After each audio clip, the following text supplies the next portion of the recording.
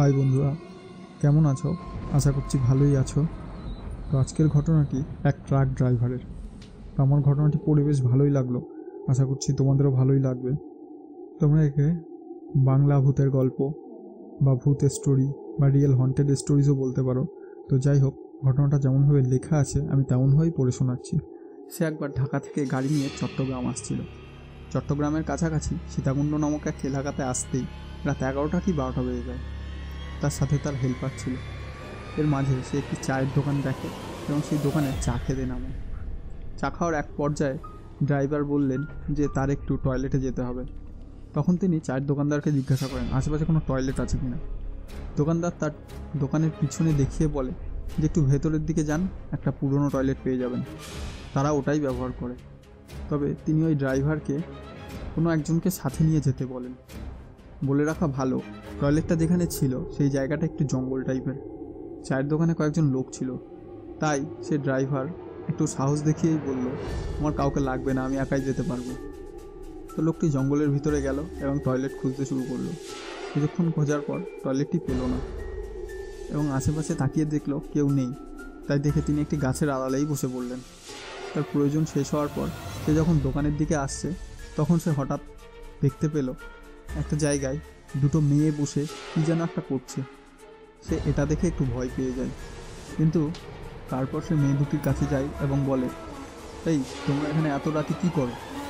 একথা বলার কিছুক্ষণ পরেই মেয়ে দুটি তার দিকে তাকায় এবং সেই ড্রাইভার দেখতে পেল যে মেয়ে দুটির মুখমণ্ডল একদম ফ্যাকাশে এবং তাদের চোখগুলো অস্বাভাবিক রকম বড় এবং মুখে ছোপ ছোপ রক্ত লেগে আছে যেন, এবং তারা এতক্ষণ কিছু একটা খাচ্ছিল।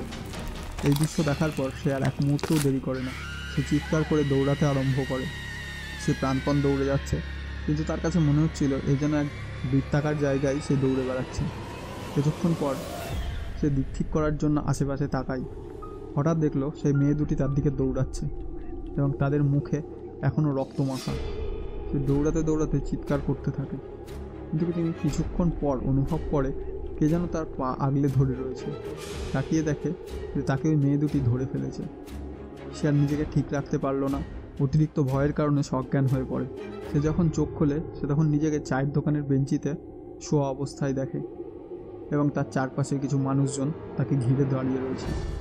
সে একটু সুস্থ হলে উঠে বসে এবং তার হেল্পারের দিকে তাকিয়ে জিজ্ঞাসা করে কি হয়েছে তার।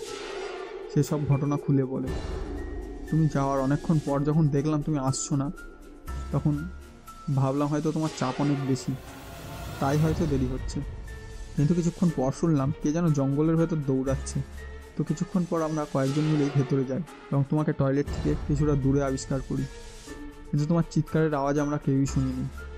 সব শোনার পর দোকানদার বলে যে এই জন্যই আমি তোমাকে কাউকে সাথে নিয়ে যেতে বলেছিলাম, কিন্তু তুমি তা শোনোনি।